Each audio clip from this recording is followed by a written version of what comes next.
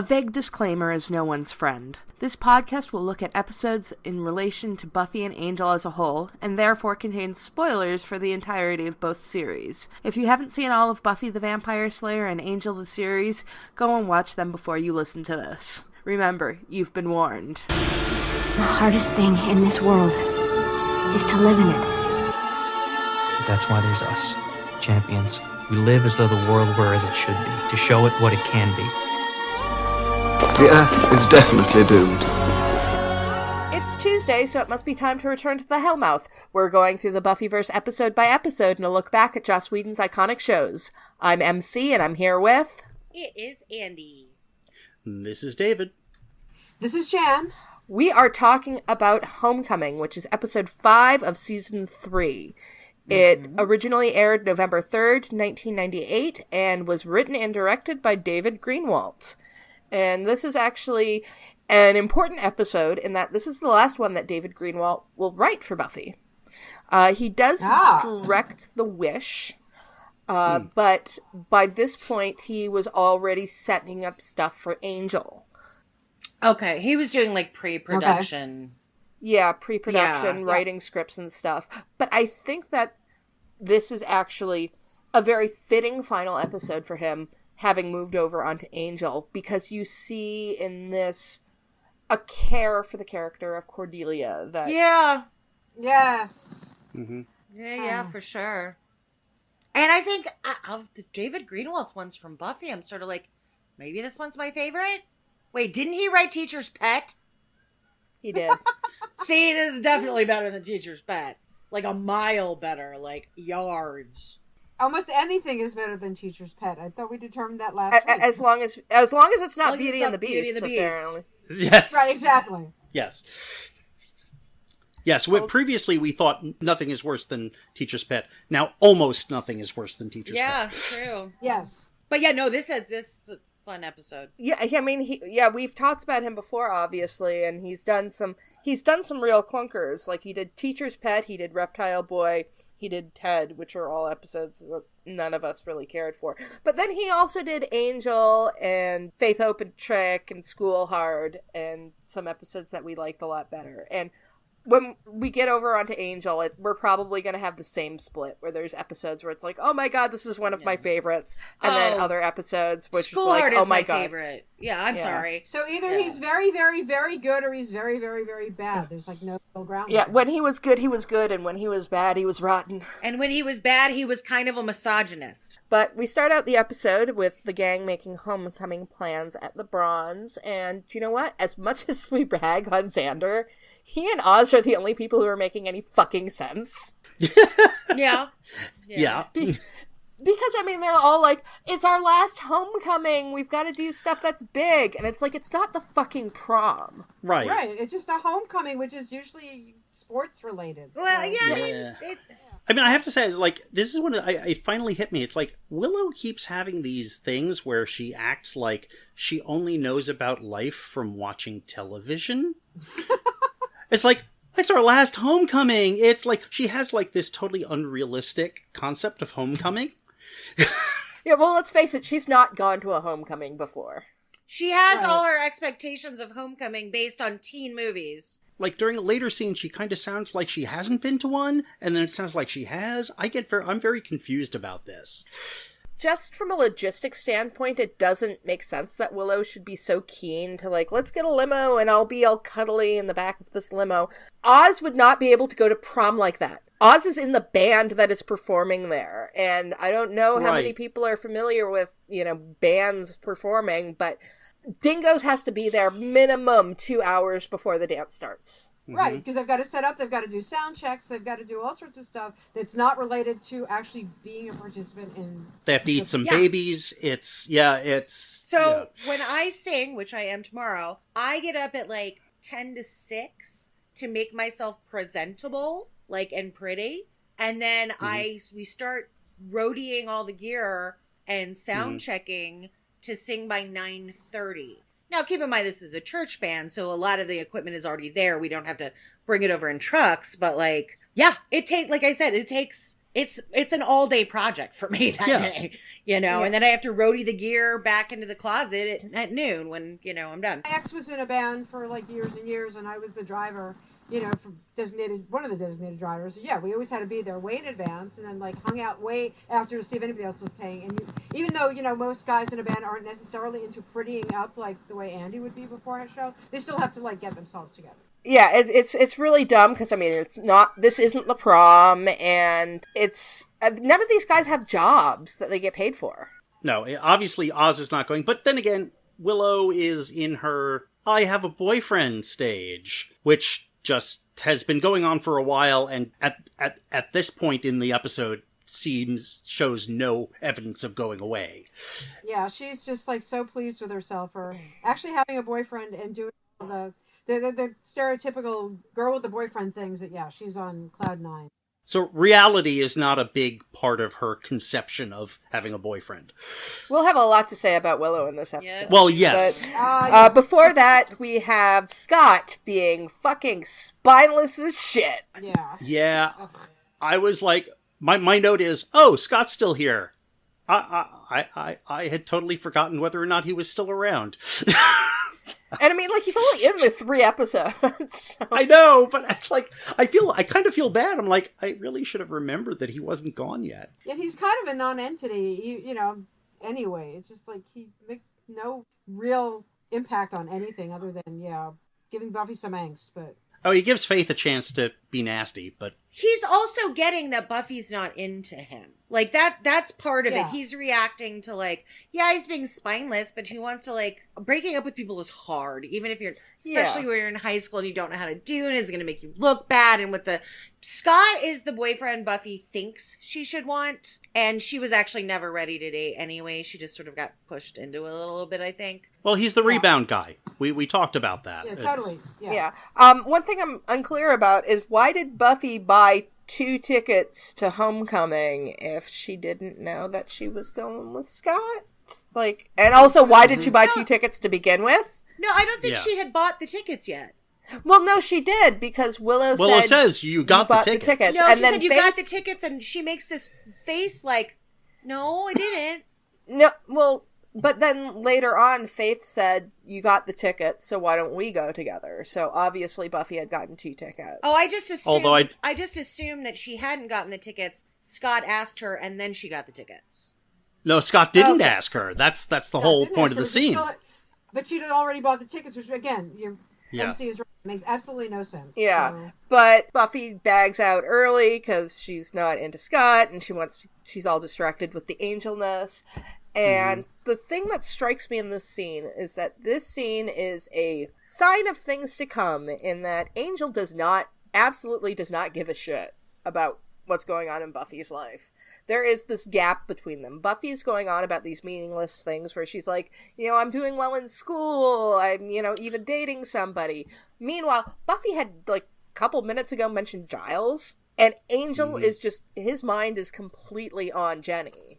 He doesn't say anything about her, but he does say Giles, and he gets, that, Angel pensive look on his face. So he's obviously thinking about everything that's going on, while Buffy's nattering about all of this, high school stuff.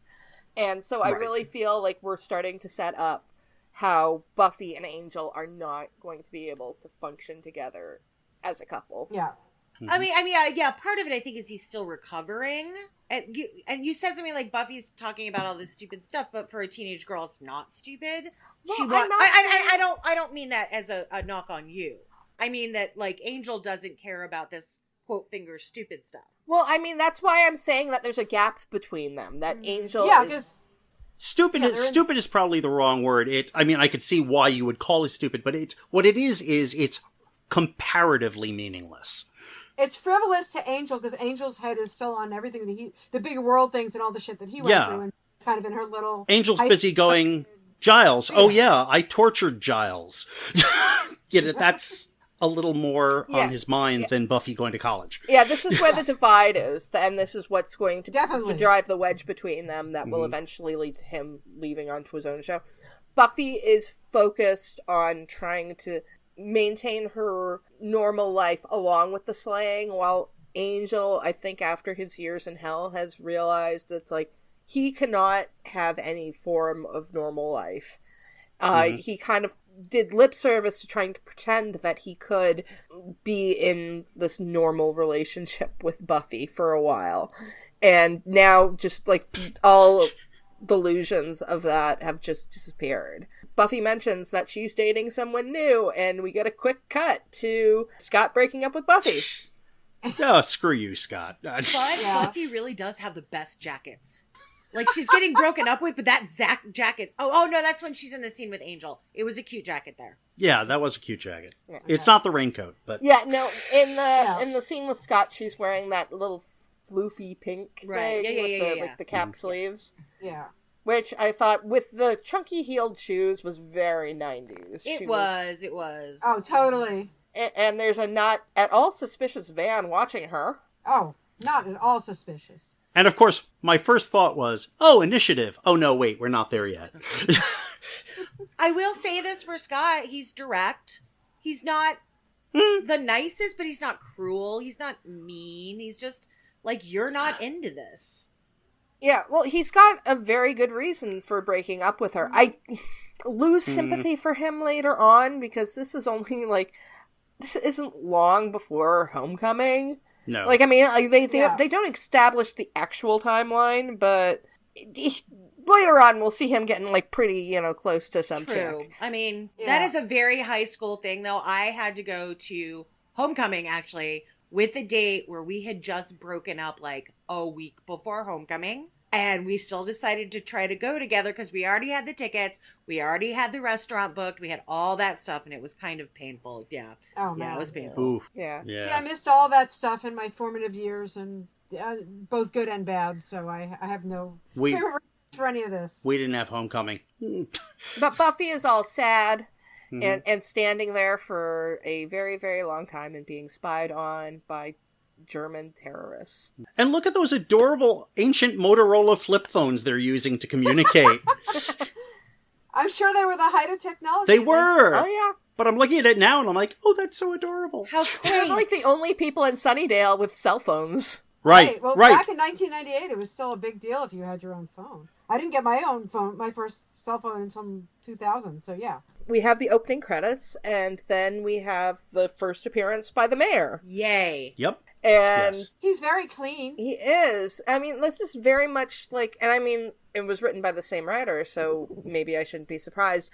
But you kind of get exactly who the mayor is right at the gate. Mm-hmm. Yeah. Except for the whole demonic thing. Well, I mean, like, they establish who his character is. Yes. Right. You know, he's like, he gives you a bad vibe. He's like OCD, clean freak, and just, there's something off about him. Yeah. Other than being a mayor. So, yeah. No, it's really good. It's good writing because he's established immediately. And also, I think the direction and the performance is great. Just like the whole thing with him sniffing the paper is just, you're just like, it's totally bizarre.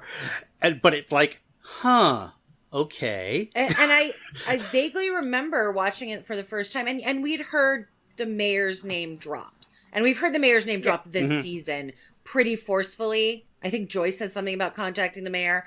And Snyder also. Right. Yeah. Well, Joyce says, Yeah. I'll take this to the mayor. And after they leave, Snyder goes, yeah, I'd like to see that. Right, and so we've planted the seeds in. So this first time we're seeing him, it's so skillfully set up that we're like, okay, this is the mayor, but what's his deal? Like, I thought, like, I know what happens later, and I knew it wasn't going to happen. But there's that part of me breaking down the story structure of saying, I thought he was going to, like, kill Alan before he even walked out of the room. Like, he was going to say something about the clean fingers, and he was just going to stick a knife in his throat or do something demon-y.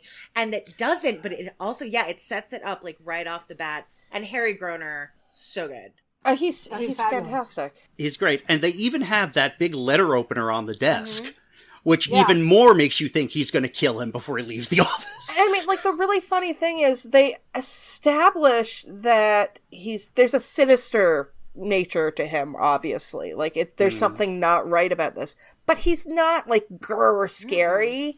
No. You just know that He's off. you know that Alan is really nervous. Like, he doesn't know what's going to happen. But in this scene, what the mayor's doing is not he's gotten a report about these terrorists who have come to town, and he's, keeping an eye on things. So it's not like they immediately establish that he is a bad guy who is going to be becoming a demon or any of this. They do kind of build that up slowly. I like the fact that it's nuanced, that he's not, like foaming at the mouth or, spitting venom or doing like crazy things. There's something off about him, and he's creepy, but you don't know what's going to happen or where this is going to go, which is great. Yeah. He's not sprouting horns or fingernails or killing Alan. Yeah, it's very nuanced performance and nuanced characterization and build-up, which is great. Rather than hitting you over the head with a sledgehammer. It's really good long arc storytelling. We also find out that the Germans are human, which we don't get a lot of that in Buffy, and there's certainly stuff we can talk about that later. Yeah. Absolutely. Oh, yeah. One thing about the mayor scene, though, that I noticed, it's a minor thing, but I don't know if it was intentional. At the end, he says to Alan, "You have all my faith." Yeah, I didn't notice that. That's good. I missed that. Good catch. Very good catch. Yeah, I was like, I know that this is significant, and I know that there's a reason I should find this kind of amusing, but I'm not sure how that works. But I don't know if it was actually supposed to be foreshadowing, because she was supposed initially, to die. in consequence, Faith was going to commit suicide in consequence after she killed Alan. Which is really dark. Oh, yeah. I mean, I'm glad that Eliza was someone that Joss liked so much, and that didn't happen. But even if they decided that is like the most brutal way, it just wouldn't have worked with the show either. It's just brutal. Well, I mean, they did it in season 7. Yeah, but this is season 3, and we're still in high school. And so we move on to the picture taking at Sunnydale High School, and a really nice thing that they did when they came out with the Sunnydale High yearbook is all of the pictures that are taken of the gang are actually the pictures that they used in the book, with the exception of Willow. Oh, that's great. They used the screenshot of her, like, the second before she does that really, like, are you going to take the picture look? Yeah. And they used, like, the actual smile picture, but the other ones are the ones that they used. So, I mean, it makes sense, because, I mean, like, the school would have reshoots, and, like, the photographer presumably would have seen that Willow had pulled a fucked up face. So it'd be like, you want to try that again? Yeah, I mean, I went through, 10 years of school pictures or whatever, so...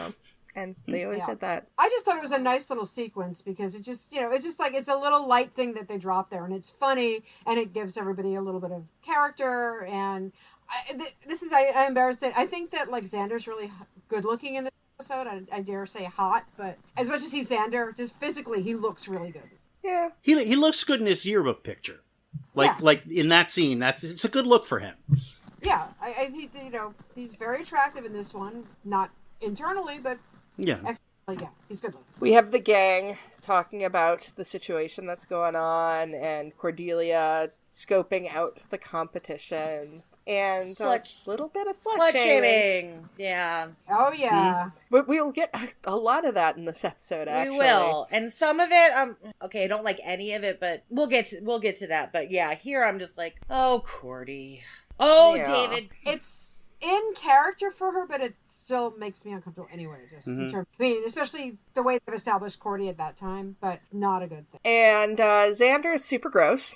Because he's standing right next to his girlfriend, and then he makes that joke about Buffy and Faith getting sweaty. And then when Cordelia calls him out on it, he doubles down. He's just like, I stand by it. Should we just change the name of the podcast at this point? You've mentioned that before. I have. But I'm going to say no, because we're going to talk about 5 seasons of Angel, in which case Xander never talks. So, which is why I'm looking so forward to talking about Angel. But yeah, Cordy decides to go to the nurse's office to close her pores up. Which like what? I think it's just a funny line. It's a funny line. It's so pretty. She's gonna go tell Buffy about the school pictures and completely forgets to actually do it. Yeah. We're so shocked. Yeah, and Buffy and Faith are training in the library. I was gonna say about Faith's outfit, because it's casual, right? It's just a pair of cutoffs and a tank, but that was literally my uniform. That was like my casual everyday uniform, pretty much consistently from like 11th grade to probably when I graduated from college. And even now, we were at a convention a couple years ago, and I basically had that outfit on and wore it all weekend. I don't know anybody who would ever dress that way. Yeah, well, I wore mine with chunk-heeled knee-highs, and I did dress mine up a little bit to be less casual than Faith. I mean, I had, like, my graphic shirts and fishnets. Yeah, you always look great, but yeah, that was like, as soon as I saw it, I'm like, oh, it's Emcee's uniform. No, that's yeah, I mean, that was, like, I would dress it up if I was going out somewhere or something, but for like, oh yeah, we're just gonna meet for a piece of pizza, or I don't really care about getting ready for school today, I'll just throw these shorts and a tank top on, which, you know, you can kind of wear, you know, for till at least October in New Mexico. Yeah, no, this was my uniform. 100%. Yep, same. Faith is trying to be friends She with is. Buffy. It's really, so it's weird. very, it's sweet though. I think she's real sweet there. It's sweet, but just coming back from it, after seeing, like, the 7 seasons of Buffy, it's like, yeah, there was a good stretch where Faith was really trying to be friends with Buffy. Yeah, and it's not even like an effortful trying, like, hey, be my friend. She's just like, this is my code. This is the other Slayer. Let's have a relationship. You know what I mean? Yeah. She is. And here, Buffy even kind of meets her halfway. Because very atypically, she's like, oh no, we wouldn't want to, you know, do anything with the studs. And so, well, maybe. Yeah. Yeah. Which is not something Buffy's done before. That's not her usual thing. Yeah. And Faith's plan's not a bad one, where it's like, you got dumped, so let's go together. And yeah. I don't know, where were they getting tickets for the studs, though? That was my question, because I'm a nitpicker. I think that they were hoping that there were studs there that were flying solo. Like, I don't know. I could see Faith hooking up with Devin. Oh, for sure. Yes. Yeah. By the way, side note, for some reason, I looked up the actor who plays Devin on IMDb. Knowing him as Devin and looking at his IMDb picture is hilarious. He's got, like, this short haircut. He's wearing a jacket and tie. It's like, wait, no, this is not Devin. Oh, yeah. Oh, my God. The actor, Jason Hall. Yeah. He does not look like Devin McLeish. Is he still working? I think he's worked, yeah. It wouldn't surprise me. I mean, he's a dude. Dudes tend to work for that's true. I'm sorry, was I sounding bitter there? No, I get you. just a tad, maybe. The last thing he was in was American Sniper, so that was a couple years ago. Yeah. Oh, wow. We apparently all decided to Google at the same time, listeners. Take this time to Google with us. But yeah, Cordy gets distracted going into the library and is instead just campaigning her ass off, isolating Buffy more and more from the school, which will happen more in the next scene when she goes up to her favorite teacher, who is an asshole. Okay, and just a little, like bit of amusement because it was like uncredited Jennifer Hetrick for those Star Trek Next Generation fans. I was just like, oh wait, that's Vosh. What is she doing here? I knew she looked familiar. Yeah, it was Jennifer Hetrick. Yeah, she was on Star Trek. She was Vosh. And you know what? She's a dick to Buffy, and that class sounds amazing that she taught. But the thing she doesn't realize is she should have been teaching that class about Buffy, because that is a contemporary American hero. Yeah. No, I mean, like, I understand teachers not recognizing all of their students. But you sort of have to pretend. But you put it better than you did. Like, yeah, that was rude as all especially with a current student. I have friends that are teachers and they're like, oh yeah, kids come up to me all the time. They're like, oh, teacher Blue, and they're like, oh, it's so good to see you again. And you walk away going, I have no idea what the fuck that was, but whatever, I'm gonna be nice about it because I was their teacher. Then Buffy gets into her poor pitiful me. That sounds really bad, but she is kind of in this headspace of she doesn't exist at the school and thinks back on the good old days at Hemree and how she's only going to be one picture missing on. Though, do they not have a reshoot day? Apparently not. Apparently not. Which is weird, because that was the other thing. It's like usually, like if you're sick or you had to be somewhere, they always, like in our school, you always had like a separate set of time where you could reshoot or, make up for people who weren't there on that day for work. We all have established that writers know nothing about high school. But what I'm realizing in this moment is that I think this is the episode where the kids act the most high school. Like we talk about, sometimes we justify something they've done because they are 16, they are 17, they are in high school. This one, maybe it's so fun because they actually act like high school students. And none of the stuff they do, like Cordy's going to say some problematic shit here in a second, but it's all high school shit. It's all that queen bee, you know what I mean? It's not problematic in like the way other times they can be problematic. And I sort of realized that. Yeah, it's very Mean Girls. The most but... high school of our high school stories, almost. Yeah, one of my notes in here does read goddamn teenagers. I mean, but like, I find them to be charming teenagers in this situation, not... Well, this thing coming up with Cordy, I don't find charming at all, but... yeah, me neither. This episode, I think, is really interesting because this is the most Cordelia-centric episode that we have of the show.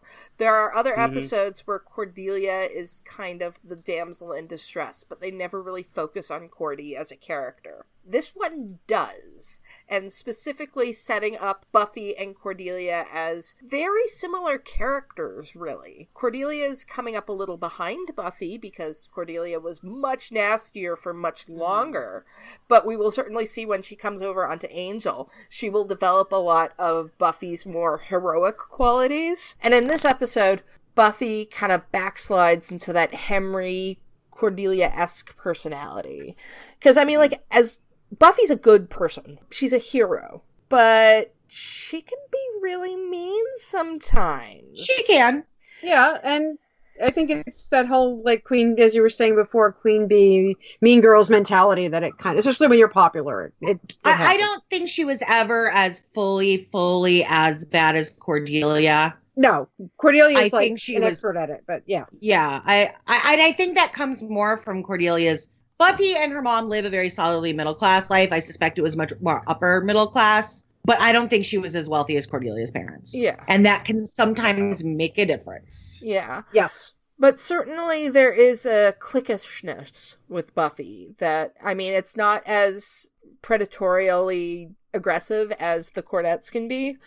But Buffy is certainly Queen Bee of her little group, and it can come out in a lot of different ways. It can. Yeah. And you get I get the feeling that, like, had she not become the Slayer, had she stayed, whatever, there was a possibility that she may not have ever been as cruel as Cordelia, but she might have gone more into that persona because she never had to worry about the fate of the world and everything else. I think the Slayer and the training and everything else, and everything she's been through has kind of tempered her personality and made her a better person too. Buffy mentions that in, I believe it's Helpless, that she compares herself to Cordelia. So yeah, I think definitely being the Slayer did contribute to Buffy becoming a nicer person. I suspect that Buffy, because Cordelia will outright just cut a bitch with her words, right? Yeah. I suspect Buffy, if she hadn't become the Slayer, would be that more sneaky kind, you know? It's like real sweet and personable and like, oh my God, I love everybody. And then it's sort of that sneaky undermining kind of thing because she can do that sometimes. Yeah, it's like to your face, she'll be like, oh my God, I love your hair. Oh my God, did you see that haircut? Yeah, that's fucking good. Yeah.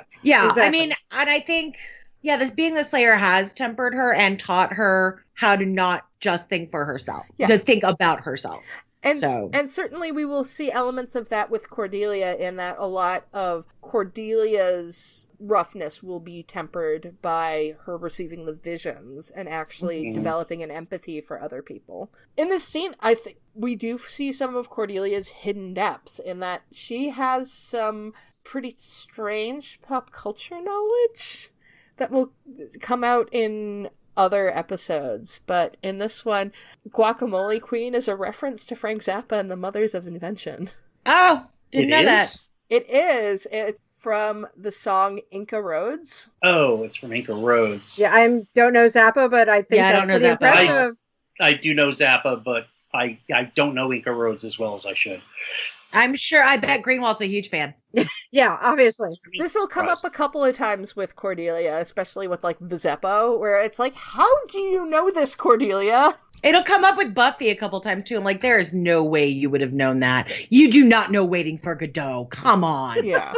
Maybe that was one day in class she was awake.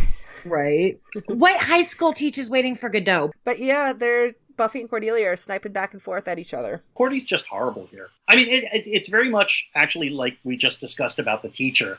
It's like, okay, there are ways to say things and ways not to say things, and Cordy basically went full on how not to say things. I think that's very much Cordelia. There's a lot of times where she has no filter and she'll just come out and go for the jugular. And I think it's also the setup. I mean, but I think prom queen or homecoming queen or whatever is really super important. So she is going to use everything in her arsenal to try and win that damn thing. But I guess I see it as a regression because we had gotten to the point where Cordy was blunt but not cruel and nasty, and now it's like she's just being cruel and nasty. But she wants this thing so hard, so it's 100% a regression. For some reason, I'm just not that mad at Cordy for these things in this episode. I can understand it because I think part of Cordelia's problem in this scene is Buffy comes up to her and Buffy's already cooking. Like, she's already really pissed off. And she attacks Cordelia for something that, honestly, like, this has happened to me 100 times before, where I will go to do something and then something will distract me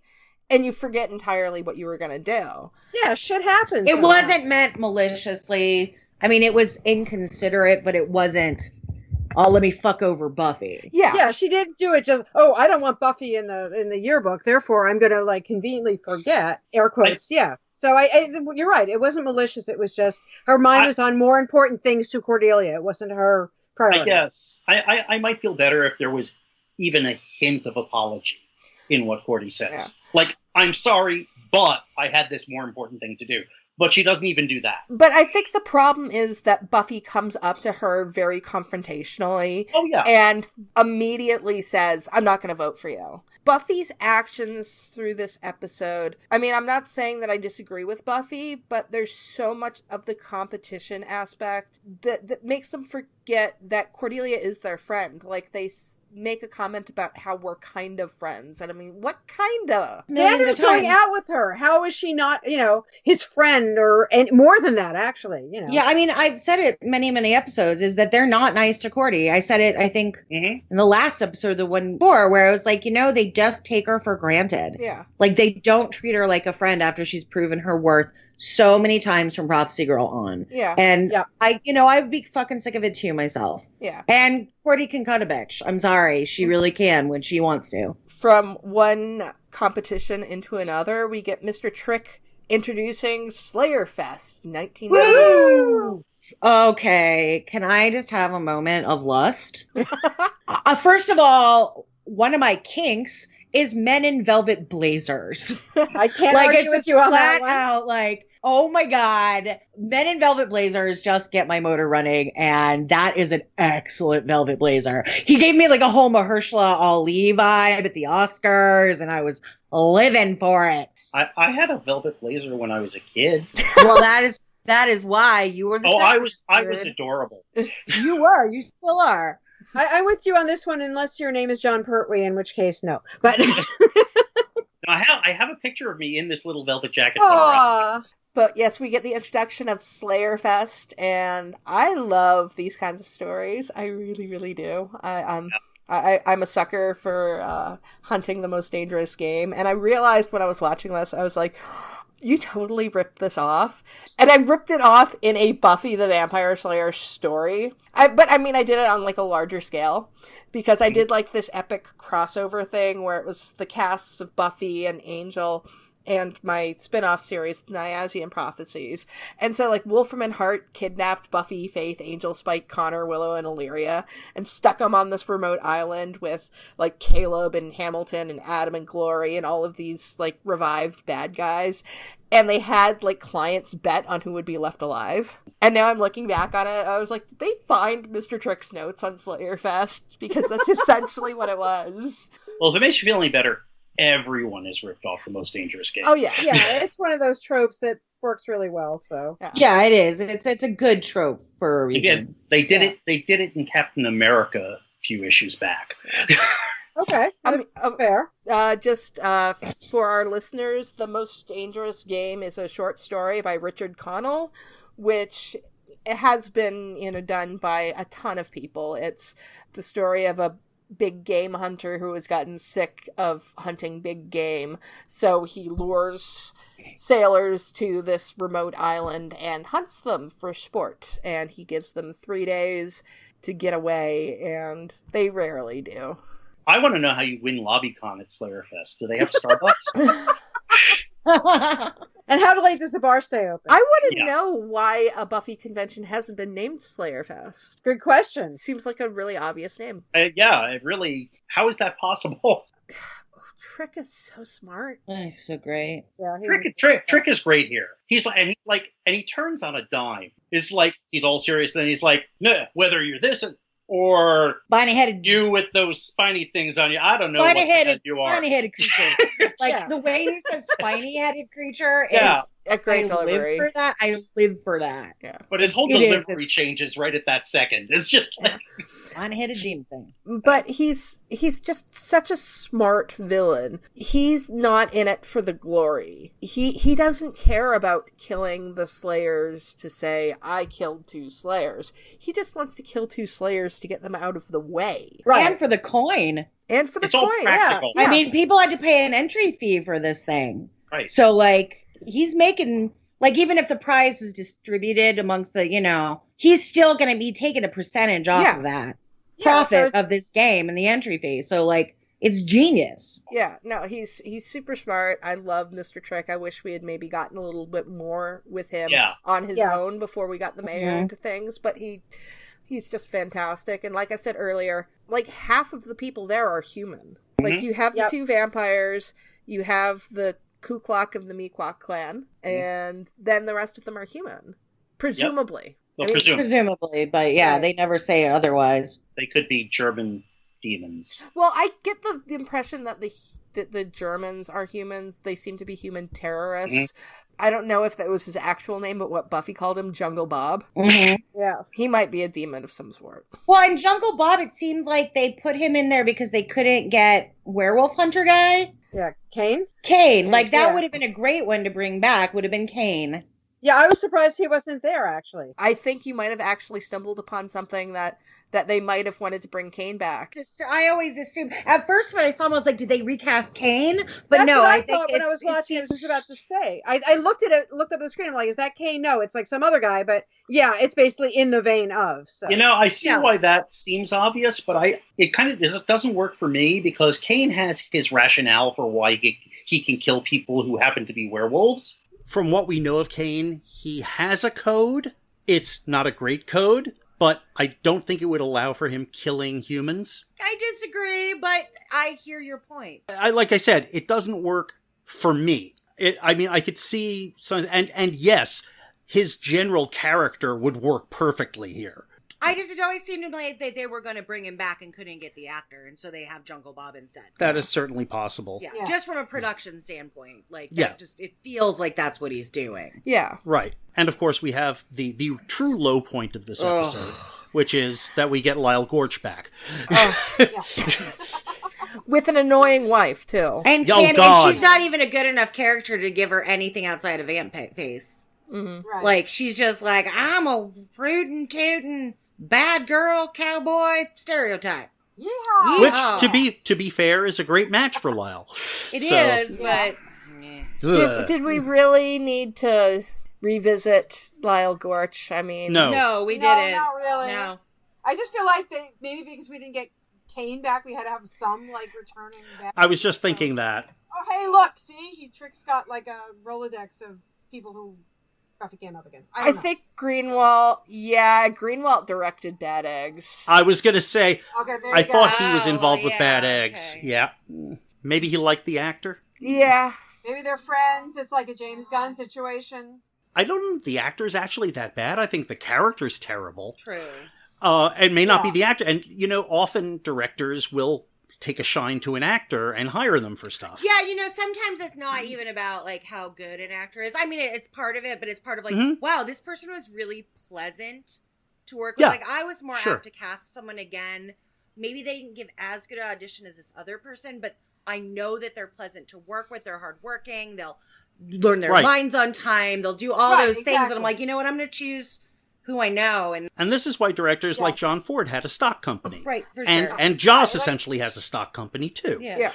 So shall we move on to the... So we go from the badness that is Lyle Gorch to the badness that is the clothes fluke. My least favorite subplot of Buffy. Oh of God, all yes. time. This is the badness that will keep on giving, unfortunately. Yeah, I was just like, oh yeah, I forgot it started in this one because having written about Band Candy, I know it's already happening there.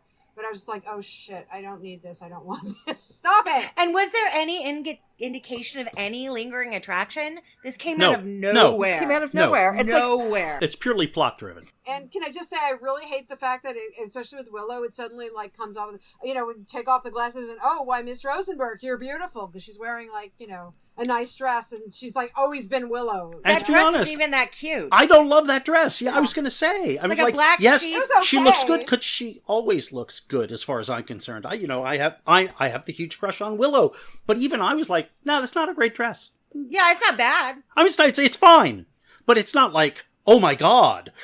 Also, she didn't change her hair. She didn't change her makeup. It's not like she suddenly had this like dramatic like transformation from, let's say, tomboy-esque whatever, blah, Right. blah, blah, which is still a stupid trope, to something like knockout bombshell. She doesn't even have glasses. In a nice dress. She doesn't even have glasses to take off.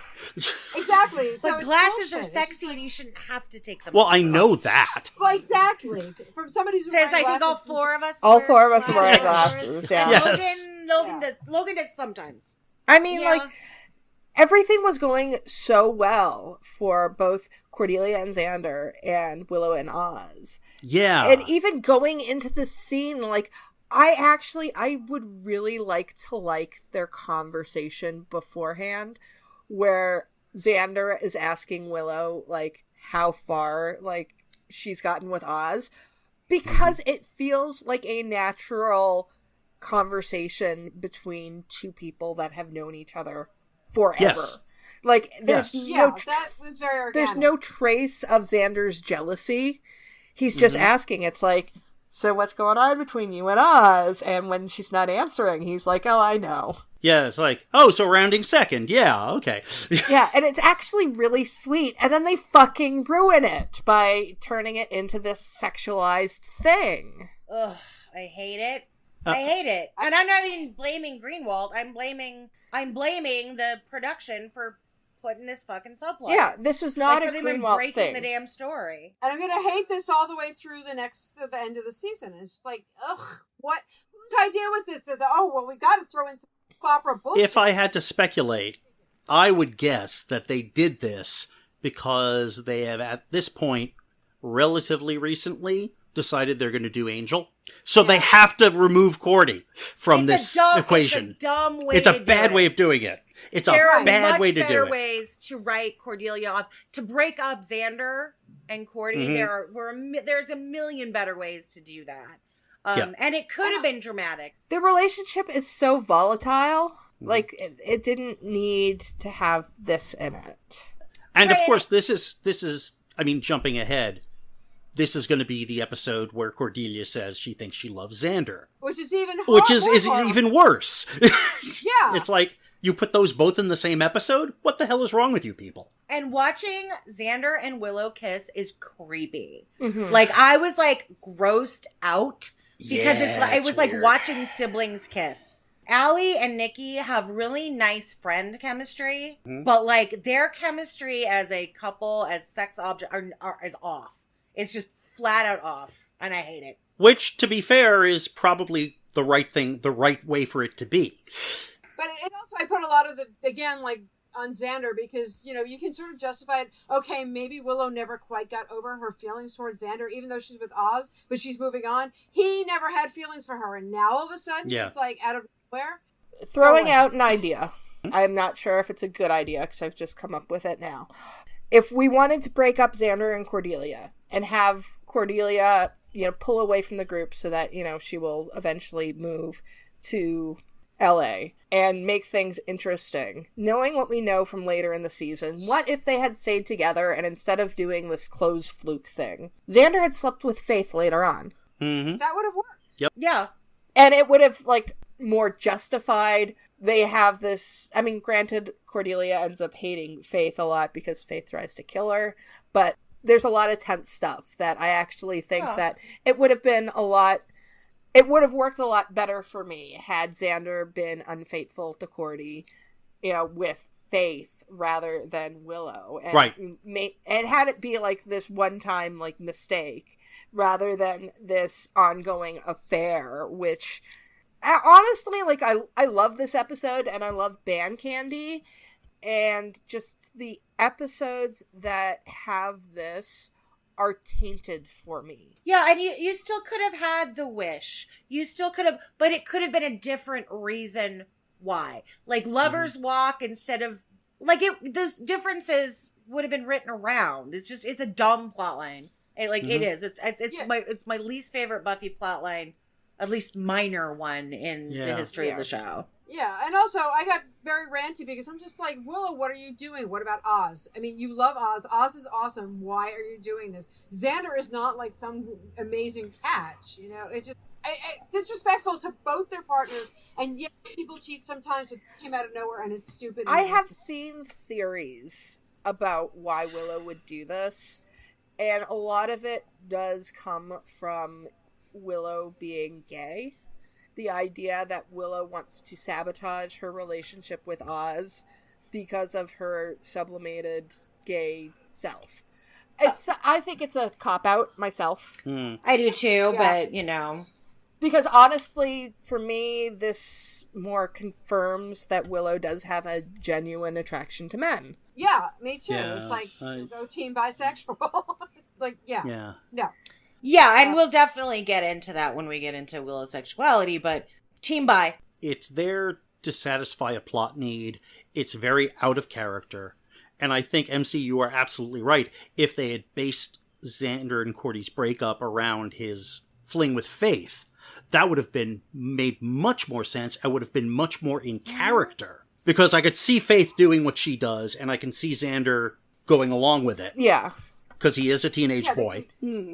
Yeah, and it's pure hormones, and oh my god, I'm going to get laid, yay. And also, Faith is she's such a different character than, not, slut shaming or anything else, but Willow is such an innocent, and Faith, like, we know what she feels about men, and she doesn't necessarily 40, and she's been around the block, so it makes more sense overall, as compared to Willow, and no.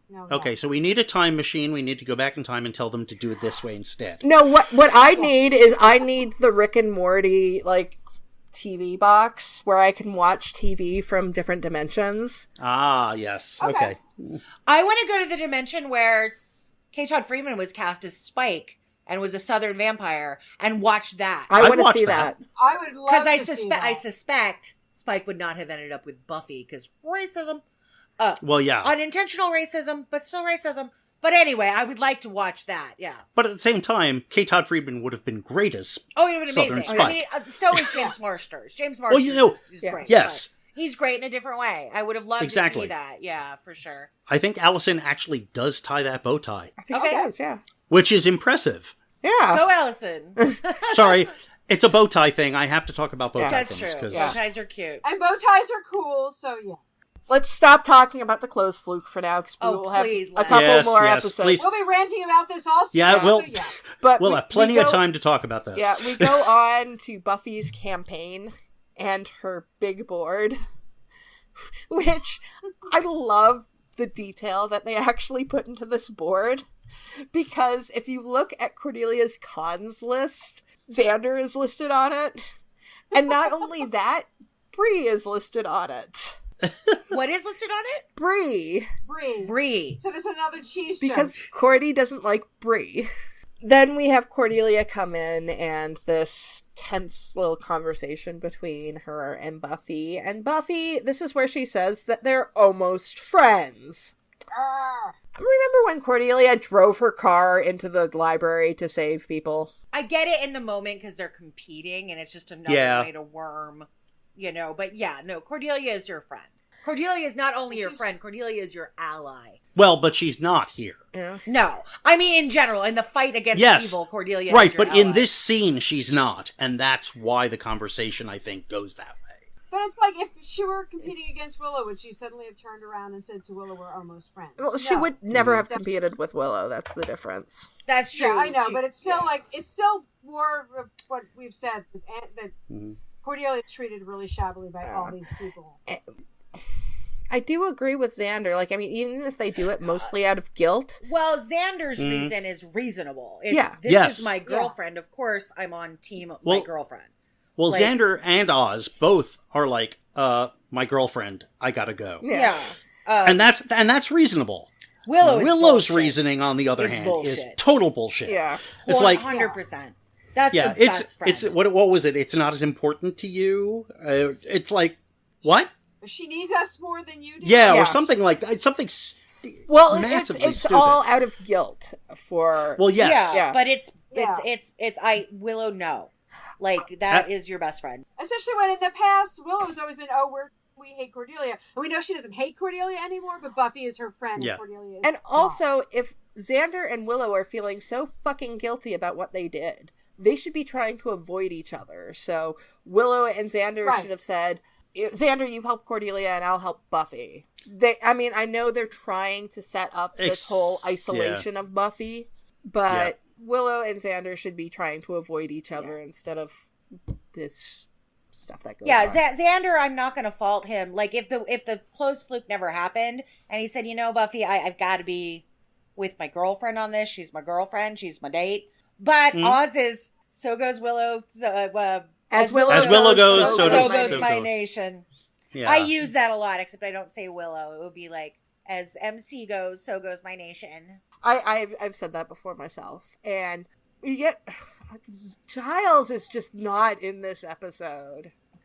But when he is, he's hot. He will get knocked out, say though. That he's gonna. I have stuff to say about Giles later, but he doesn't understand why this is becoming such a big deal, and of course he doesn't. Buffy's kind of scary with her like crushing the apple juice, and that leads us into the montage of everything that's happening. And I have to say, Cordelia's poster is some of the worst 90s Photoshop I've ever seen. It's bad.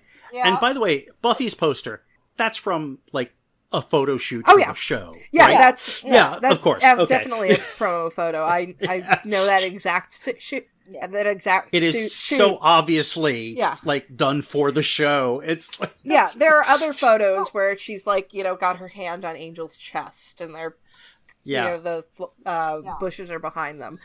I love this montage. It's super fun.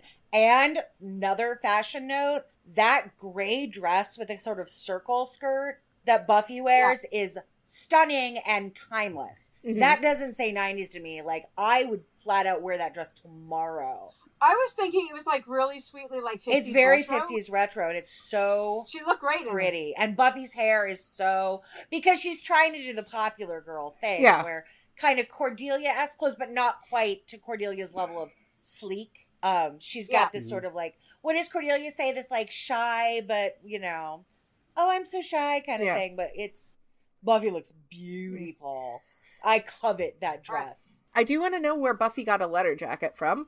I'm wondering if Xander was maybe down low trying to help Buffy out a little bit, because he might have a letter jacket left from his days on the swim team. Yeah, right. Yeah. Yeah. She looked really cute in the letter jacket. Yeah. It just looks like it's more her size than, let's say, Xander's size. Yeah, I think it's just like montage. Even Buffy had a montage. The trading of muffins and all this different kind of stuff. I want to ask, Cordy hands those people like baskets of candy, which to me is take home and eat later food. Why do they throw the muffins away? I don't know. Because they bad? seem to be enjoying them. Yeah, but she makes them. She's sort of like, you get this cupcake if you fucking throw away this muffin. Like, that was what I assumed. Like, well, this is why by the end of the montage, so throughout this episode, I've been like, kind of like, fuck you, Scott. Fuck you, Cordelia. Now, this is the point where I'm just like, fuck all y'all. This is, I'm done with the teenagers. I'm turning into an old man here. And my notes are just like, I'm delighted. I know people are gonna say shitty things, but I'm fucking delighted by this point, and I'm gonna get even more delighted as we go through. I just thought maybe they're not that good. Like she couldn't make lemonade. Maybe they're not that good cupcakes either, as compared to whatever. Well, people have been eating them. But I think like this little scene with Scott and Buffy, I think that Andie, you were the one who said that Buffy would have been like that nice girl who's like really mean on the side. We kind of get a little hint of that because she's being like super manipulative with Scott. And presumably the guy that comes after, where it's like, oh, I didn't mean to drop my stuff. Oh, you're going to vote for me? Oh, that's so nice of you. And then when they go away, it's like, check mark. Yeah. And now we get... Jonathan. The appearance of Jonathan. He's hilarious with the big old cupcakey thing. And then, like, Cordelia gave me $6. Like, with his mouth all full. And just like, great. I mean, am I just living in New York again? Or, like... Because he says, $6, that buys a lot of cupcakes. Does that really buy a lot of cupcakes? Oh, even by 1998 standards in New York, it did not buy a lot. I think it's hyperbole. Yeah. Like, I think it's also, a hyperbolic line, not a... Yeah. Yeah. Also, $6. What a weird bribe. Yeah. It's like not 10 or 5. Yeah. 6 is an odd number. I mean, like, the cupcakes and the baskets and the stuff are, I guess, I can understand that, but I feel like giving away actual money, I feel like Cordelia could be disqualified for that.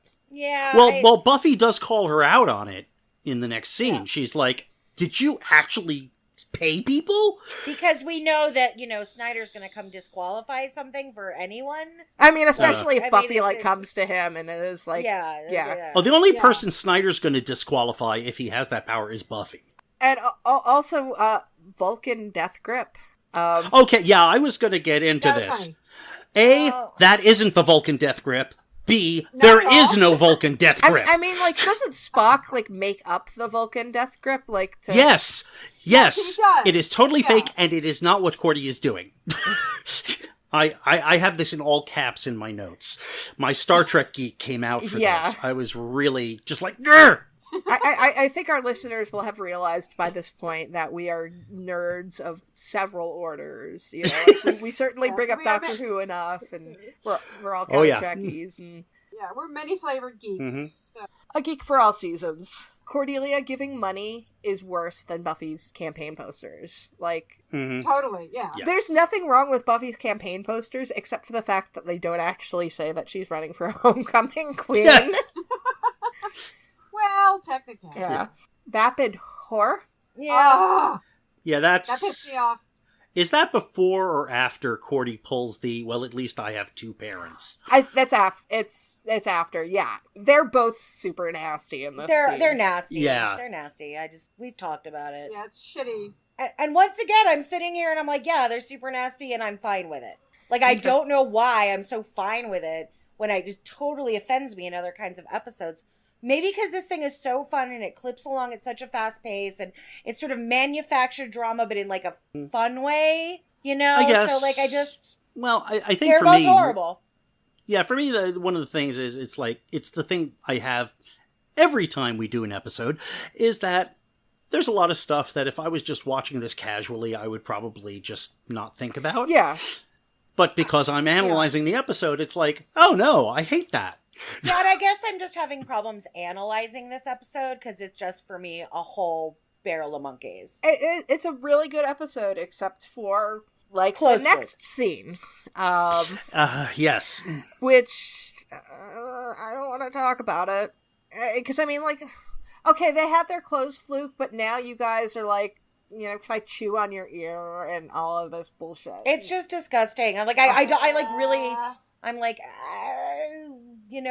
sorry, I'm just going to make it a like incoherent noise. Yeah, no, it's angrish. Yeah. It's like we already hated Xander, and like at this point in the show, I'm starting to hate Willow. It's like, and I think actually when I was watching the first time around, I tried to hold on to my love of Willow so tightly that I tried to put the blame on Xander. Which in most cases is totally reasonable. But no, Willow's fucking terrible. It's both of them, and they're both awful.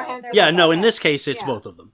Yeah. There are two things in this scene that I would say I maybe like is a little strong. but that I think are good parts of this scene as opposed to the icky parts of the scene. Willow's comment about them overcompensating, because I think they are. Oh yeah, they definitely are. And also Xander's thing about, I got to be a senior at last. I got a girlfriend at last. And things are still fucked up. It's like, yes, Xander, that's life. Getting what you want doesn't fix everything. And also, you're the one that's fucking them up. Well, yeah, that too. Right. It's not like anybody forced him to kiss Willow. He chose to do that, and he's continuing to explore that. So, fuck you, Xander. And fuck you, Willow. And fuck you, Willow. Xander could have easily said, you know what? I'm in this relationship. I have all this stuff. I'm not going to screw it up. You know what? I'm attracted to you, but I'm not going to do it because... We need to not spend so much time together right now. And then it wouldn't be so fucked up, would it, Xander? Because you'd be making a mature choice. I mean, I know they're high school students and they don't. Yeah. But they come up with a plan, and that plan is getting Cordelia and Buffy in the limo alone. See, and this is when this episode starts to fire on all cylinders. Yeah. Like, it gets really entertaining. I'm even willing to ignore the plot hole that Mr. Trick came to town specifically to find Faith, so I don't know how, like, Cordelia was mistaken for Faith. And the video. Oh, God, the video for Slayer Fest. Oh, God, yes. I was looking at it, I was like, oh, my God. It's like seeing that laptop in I, Robot You, Jane. It's just like, oh, my. Yeah. And Cordelia's indignation. It's like, I'm not a Slayer. But, you know, they start to run away. We go back to Homecoming. We get the first show. Mm-hmm. Is that Oz in a velvet jacket? It is Oz in a velvet jacket. Yeah, I was like, wait, that's Oz. And he's wearing it. Like, that is the epitome of like, ooh, Oz in a velvet jacket. Yeah, yeah, yeah. And points to Seth. I think his guitar miming is marginally better in this episode. It gets better. Yeah. It's gotten better. And he wrote a song for Willow. Oh, I know. Who doesn't deserve it. And Giles... I was going to say she doesn't deserve it. Giles trying to tell a joke. That was great. I love Giles in this scene. Giles is like not in this episode much because he doesn't really need to be. But like this scene is just he's wonderful. So freaking funny. You can tell Tony Head is just having the best time doing this scene. Yeah. I just wanted to go back a minute to the Oz writing a song for Willow. They actually picked a really good 4-Star Mary song to have Oz write for Willow because it's the song she knows. And here are some of the lyrics to it. Won't ever, can't ever find my sanity. Won't ever, can't ever till I hear her calling for me. She knows that side of me. I can't help it. I can't help that side of me. And it's like, oh my God. Wow. Nice. That is really good. Oz wrote a song about his lycanthropy and about how Willow accepts him for it. Oh, now I'm even more pissed off at Willow. She totally doesn't deserve this. No, of course. But out of curiosity, do we know if this was an existing song or if they actually wrote it with having it be on Buffy in mind? It was probably an existing song. It's an existing song. I think most of this stuff is off one of their like first albums or something. Yeah. But almost all of it. They did a really good pick. Yeah, whoever did the music picking, very close to them. But yeah, so. Giles comes in and he makes 2 jokes. I know. The one about the finger sandwich is actually that I love that. Fingers. It's such a dad joke. It is, and I actually put in my notes, Giles, you awkward dad, I love you. That's what my exact note says. He looks so good too. I just jumped here all of the time. If I were a single mom at that dance, I would have spotted, like chaperoning the dance, I would have been like, you over there with the British, and oh, finger sandwiches, Mr. Giles. You're so funny. So you mean, like, maybe Joyce? Yeah, but better.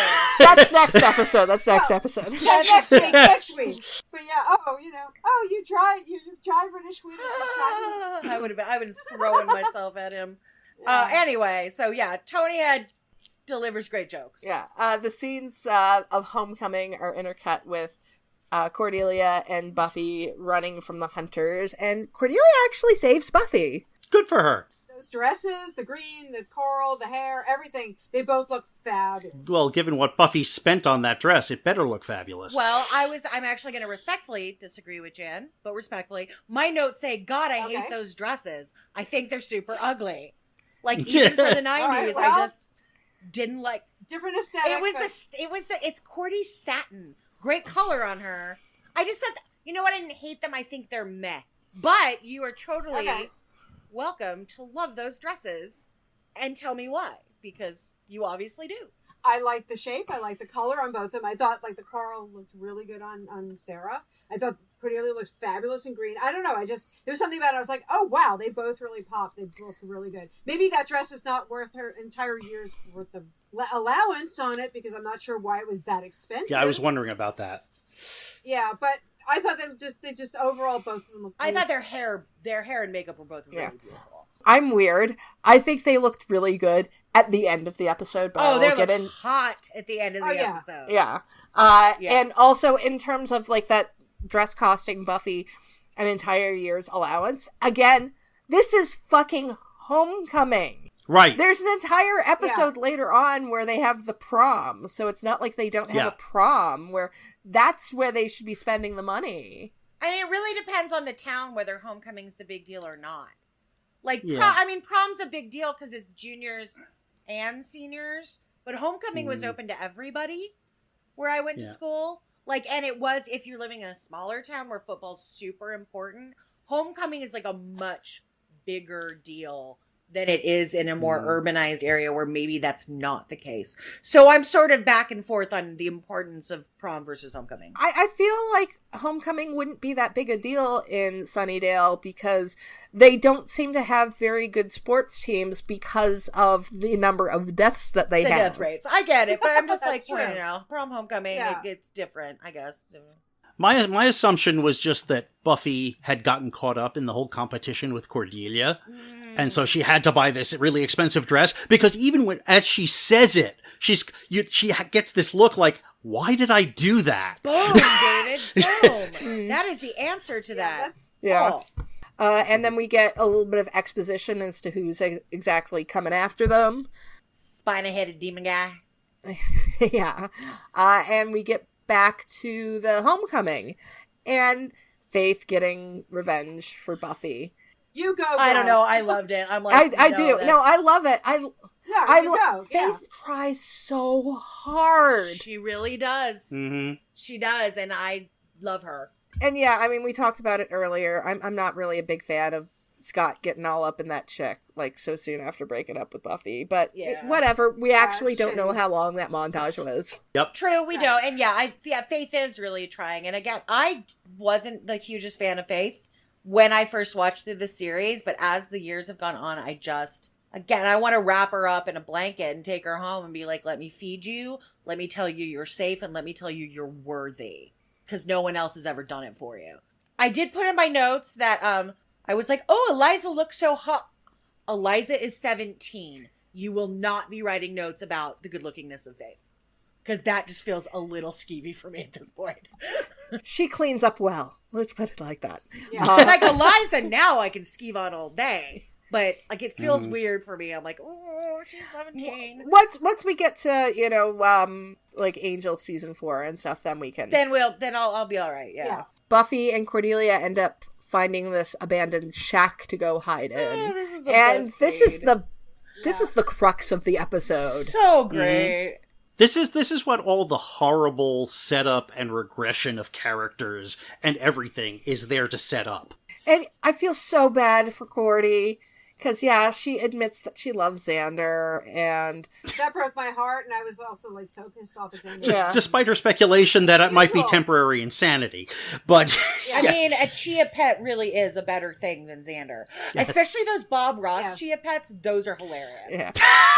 And I mean, like, even before the clothes fluke, like Xander, like we've said it before, that Cordelia's always been more into Xander than Xander was into Cordy. And I think this episode just proves it, that Xander kind of takes opportunities where he can because he's a horny teenage boy. And it's a shame because, personality issues aside, Courtney's a pretty damn good catch, especially being like, one of the most popular girls in school. So what the hell is... And even personality, like Cordelia has her issues, like she has in the past, but she has grown so much from what we saw in Welcome to the Hellmouth that she's smart, she's funny, and when you're not on her bad side, she's a really great person to be around. Yeah, and she's very loyal to the people that she's loyal to. Which we will see. Like, Cordy is, once she gets past her rich girl bullshit and she gets over on Angel, Cordy is loyal. She hasn't found her tribe yet. No, but I mean, she is, like, that is a defining aspect of Cordelia. She is loyal. She is the heart of Angel Investigations. Yeah, and they say that several Yep. times. And actually, and I mean, like, this is getting into stuff from Angel, but once she leaves, it's not the same. And they admit that once in the episode where she comes back, that Cordelia being missing is like a vacuum for them. The Scoobs never knew what they had there. No, they never did. No, they didn't. Because Buffy is cliquish. I mean, I love Buffy, and normally I defend her, but I just realized it's because Buffy is cliquish. Yeah, she is. I have a lot of issues with that, especially in regards to, like, Jonathan. But yeah, Buffy has her group of people that she kind of deigns as important, and everybody kind of outside that, she will accept some of them, or it's like, okay, you're dating so-and-so, so, you've got to be around. But it comes up with Anya, it comes up with Tara a little bit, where they're not really bringing Buffy her does into the group. grow up quite a bit in those seasons, and I think learns to appreciate other people that are not just her friends. But yeah, especially Tara. But I think both of Buffy and Cordelia make really good points in this discussion. Buffy wants a normal life. She does want to be able to run for Homecoming Queen without, she just wants, to have fun. But Cordelia, on the other side, she's like, she doesn't understand why it's important to Buffy. And that's not a bad thing. It's because Cordelia knows what Buffy is doing is so much more important. You are saving the world. Like, why do you need this? But so I think both sides have, like, this really good point, and they just kind of have to meet somewhere in the middle. Yeah. I think. So, like, can we talk about spatulas? We can. Spatula City! Like- Spatula City! Like, it's just funny. Yeah. The recurring gag of, like, she's like, no, why would you want a phone? It's, like, so much easier to use the spatula. And then later on, like, Cordy's trying to fight, and Buffy's like, Cordelia, the spatula. Like, she's like, fine, you're doing better with the spatula. Just, Cordelia, the spatula. It's great. Of course, later when she asks for the spatula, they're in a room full of weapons. But yes, but no, she says it once in the cabin too, because Cordelia's trying to fight the spiny-headed guy, and and she's trying to knock him with other things, and but he's like, Cordelia, spatula, and like it just, and I think by the end of that conversation, they have a real understanding of where the other person is coming from. Christmas, like, comic timing in general. It's always on point. She's so funny and, like, so on point. Yeah, she's an MVP here. Like, her comedy-wise, she is really so physical comedy, too, which is, like, she's good. Curious as to why there is a working phone in that dilapidated, boarded up cabin. Yeah, who's paying the bills? Well, I'm trying to figure out how Kulak gets there first when the guy who's controlling the Germans knows about the phone and cuts it off. Dunno. His Kulak was already on their tail. I don't know. I know the real world reason is we spent money on that headpiece. We need to use it. I don't know. Plot devices. Kulak, who I like Kulak. Kulak's great. Yeah, cool. He's played by Chad Stahelski, who is David Boreanaz's stunt double. Oh, okay. That's right. A demon played by a guy named Chad. You gotta love it. Chad. Does he, and I think he stays with David Boreanaz for a while, right? I'll have to look that up for another time, but... Yeah, he is definitely, he is not the stunt double that they used in Becoming. He is the one that actually really looked like David. But yeah, he plays Kulak, and I like the little bits of him, like when he's with Jungle Bob, and he's like, "Want me to cut that off?" I actually have a question about that. Why isn't that bear trap easier to open for someone with human hands? Good question. It's probably set specifically because it's not a bear trap; it's a Slayer trap. So. Oh, right. Good point. Okay, makes sense. But yeah, they have the fight, and it's rare that we get Buffy fighting with guns. Yeah, and she's not Yeah. good at it. Yeah. Her shot was, I mean, that's not something Giles trains her on. Yeah, well, No. because guns represent the real world, and we will see later on that we want to keep the real world out of Buffy. Once we finally get the explosion, boy, we can see our bigger budget. Yeah. And the jump out the window is really epic and superhero. Yeah. Yeah. A little unrealistic because they'd be much more cut up than that. But it's TV movie logic. I mean, come on, it's not like they're walking away from it. In slow-mo. the real surprise for me was that they did it so that they both go through the window together. Yeah. Well, I think that's representational, though. Maybe. I mean, but I would have thought Buffy, being Buffy, would have made a point of taking the brunt of breaking the window. Mm-hmm. I think the point of them going through together is at this point they're together. Yeah. It's like a symmetry kind of thing. Yes. It may be symbolic, Yeah. so Yeah. I buy that. Yeah, and they're running away back to the library, but they're not going to find help there because the Gorches have already gotten there. And what's the counter on Giles getting knocked out at this point? I don't know. A lot? A lot. 4, 5, 6 now? Is that it? Oh, 6, yeah. There is a supercut of all of the times Giles gets Of course knocked there out. is. I'm Awesome. pretty sure it's set, I get knocked down. By Chumbawamba? Yes. Oh, awesome. Oh, that makes me happy. I'm going to go look for that and post it on our Tumblr. Okay, the Gorches. The Gorches are there. That spatula is totally not made of wood, but whatever. When Buffy and Cordelia actually get there, that's when it actually gets good. Because, I mean, yeah. I do love, like, so Cordy didn't get to slay a vampire. She actually had to ask Joss to do it in the end of the season. Yeah. But she basically slays a vampire. Yes. Like, she does not physically slay Lyle, but she verbally slays him. And the fact that he just runs off, he's like, no, And he never comes back.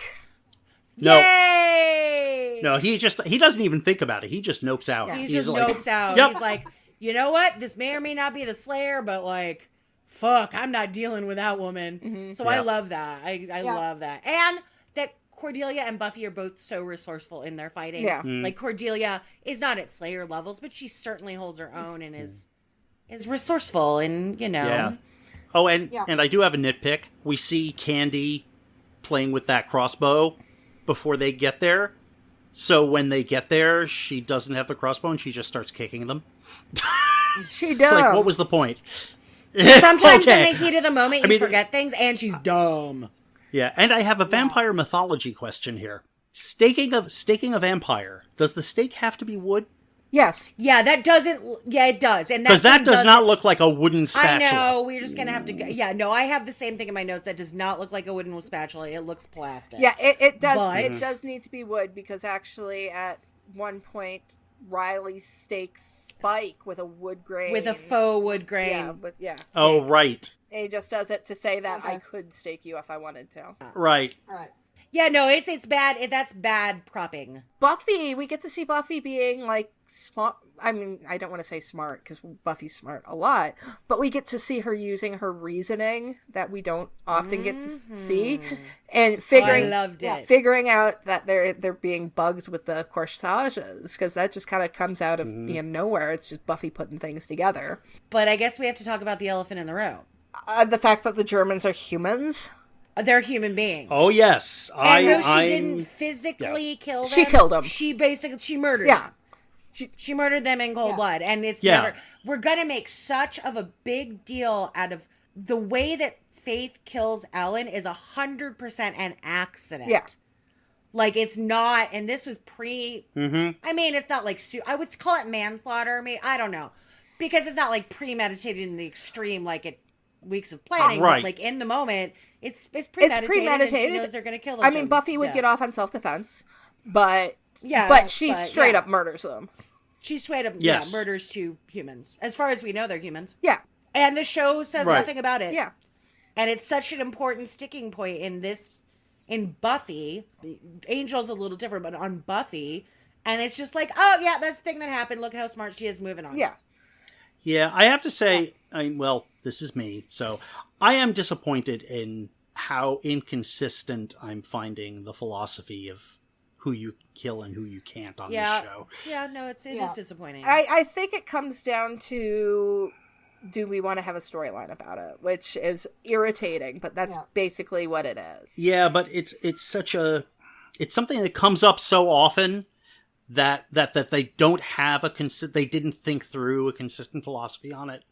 It depresses me as a philosopher. As someone that, like if you're in the writer's room, someone should point out some kind of inconsistency like that. Mm-hmm. Like, why is this okay, but the thing we're going to do, that they've already broken the storyline. Mm-hmm. They've already broken the storyline. They have. The writer's room has already done that about Faith killing, like, Alan Finch. Right, Finch? Yes. Finch, yeah. But yeah, I mean, you would have thought someone would catch that in the writer's room. And it could have been they grabbed...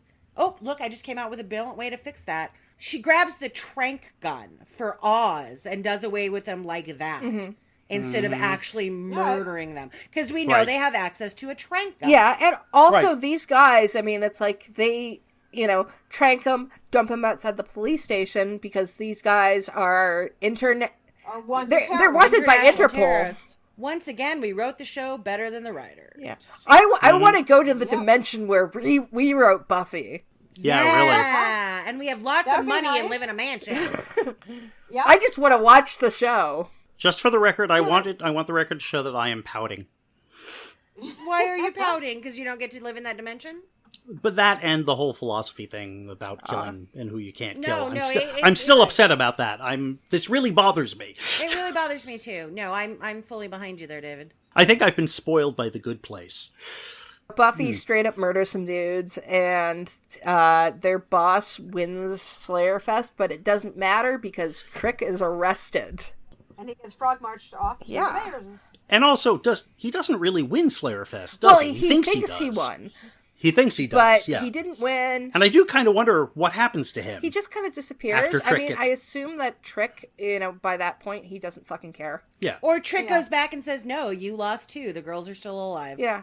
So I'm going to keep all of this money. I'm going to keep all this money. Money is good. Yay, money. Yeah. I'm going to buy more Velvet Blazers with this fucking money. I was just going to say. And then I'm going to call Andie up and be like, I know a vampire, but you want to go out? And I'll be like, yes, I do. But yeah, we get Trick and the mayor together. And I love it. I love Mr. Trick and I love the mayor. And this is where we finally get that there's something sinister going on with the mayor. It's not just he's trying to control what's the flow of information or that he's trying to keep things a secret. No, he's actually doing bad shit.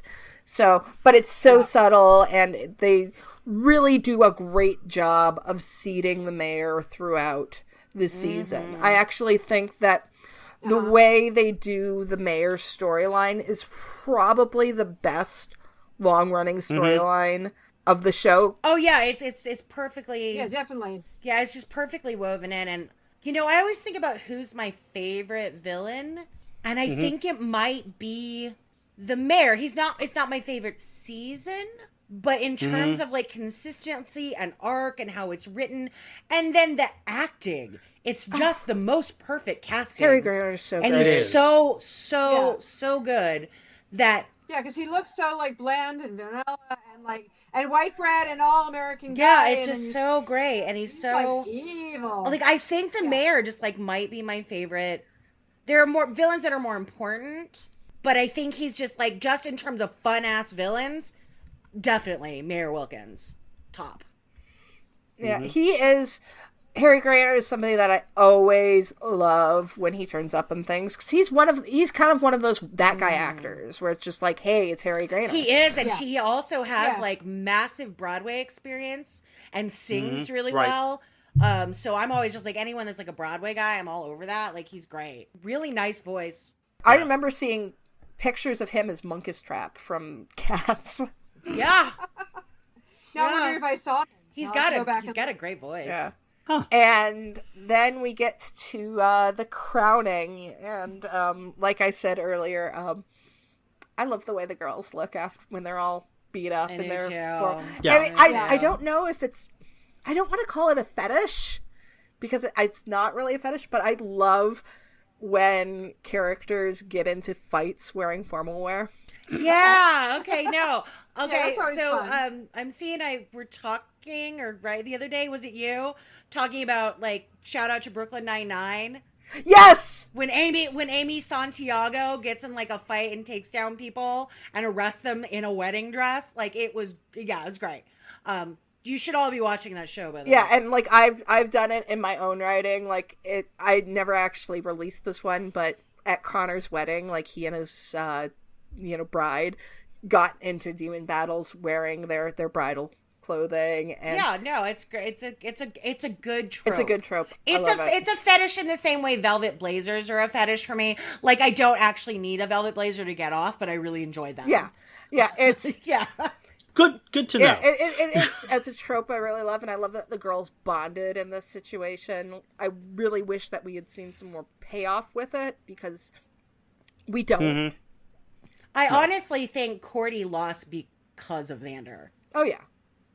I think dating him has taken her down, and consistently hanging out with the Scoobies and all that stuff. She hasn't been as into the social scene, right? She's spending a lot of time with Xander. And I don't think she's like not Queen Bee anymore, especially the Cordettes. It's like, not that, people don't not respect Cordy.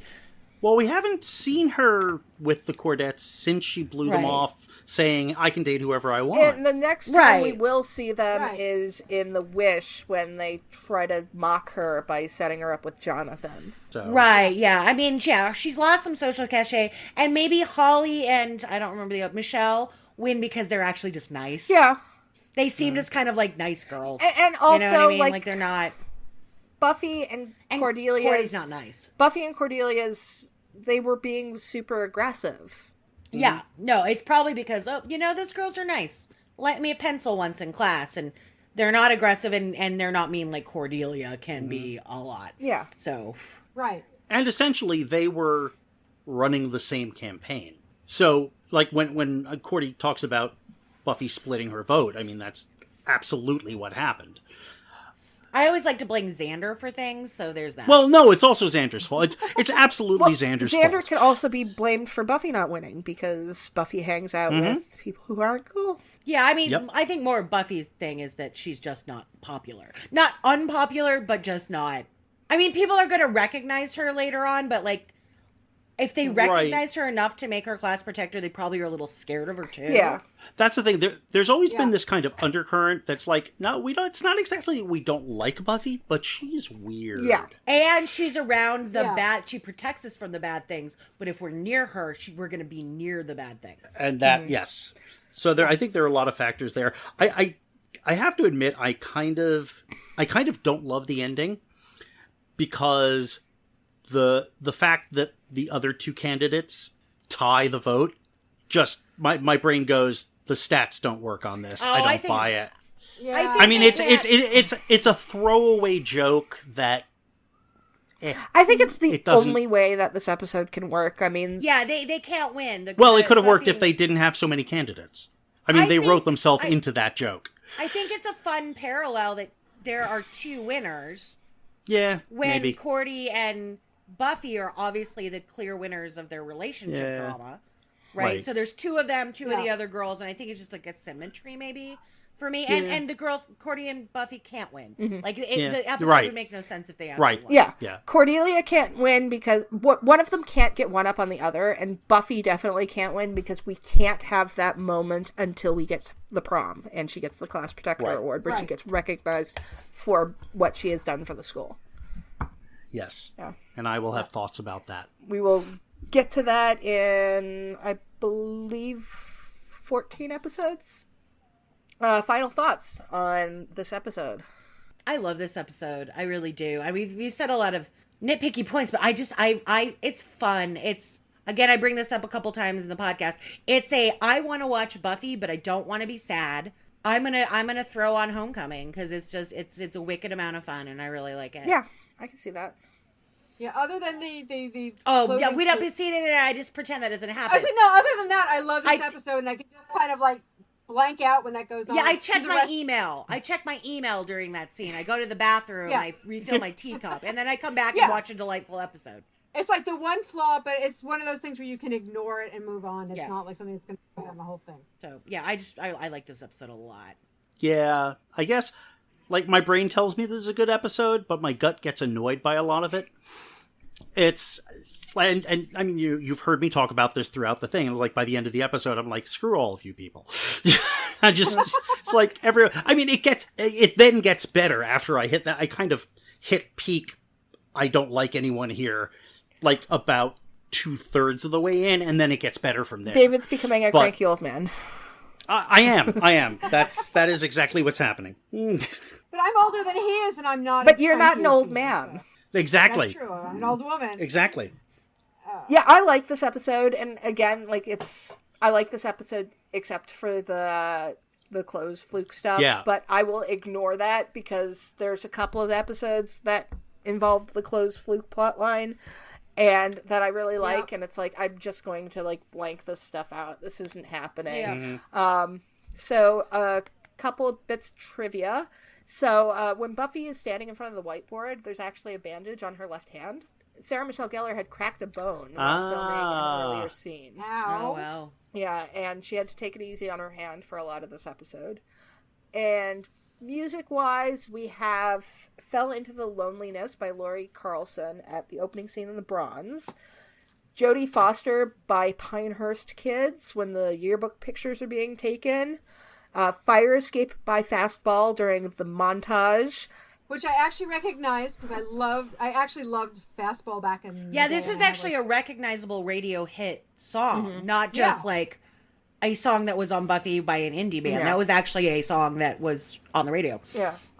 Yeah, Fastball had their like 5 minutes of fame and then kind of disappeared. But they were a good band. And there's How by Lisa Loeb when the clothes fluke happens. I also love that song too. I love Lisa Loeb. So. Yeah, I love Lisa Loeb, but that song's a bit ruined for me because of the stupid clothes fluke.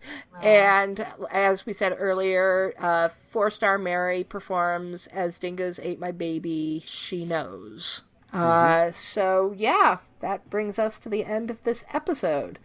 So next week, we will be talking about Band Candy. Yay! Yay! Which one of us just happens to have coincidentally written an essay about. So until then, grr, arg. Grr, arg. Grr, arg. Grr, arg!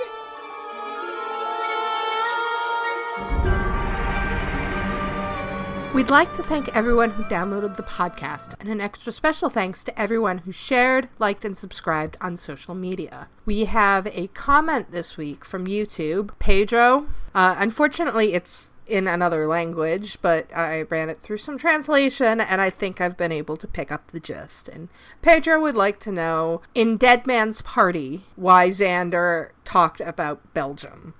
And I think the answer to that is Xander is really uncomfortable and doesn't know how to talk to Buffy, so he's trying to be funny. For some reason, Belgium is a really funny word. It turns up in a lot of different stuff. Doctor Who and Hitchhiker's Guide to the Galaxy talk about Belgium. I just think he's being funny and awkward and not really sure what to say to Buffy. And the other question is, when Cordelia and Xander are kissing in Dead Man's Party, what's the title of the song Dingoes Ate My Baby are playing? And that the second song was Pain. Well, this first song that they played at the party was Nevermind by 4-Star Mary. So I hope we answered your questions. And thank you so much for writing us. And for anybody else who has any questions, you can contact us on our website, returntothehellmouth.com, on YouTube, Tumblr, and Facebook at Return to the Hellmouth, on Twitter at HellmouthReturn, or on email at returntothehellmouth@gmail.com. We'll be sure to read your comments on the show. Be sure to rate our show at iTunes and Stitcher, and check out our show merchandise on TeePublic and Redbubble. Also check out our sister podcasts, Drag Hags and the Trash Compactor podcast. See you next time. Grr, arg.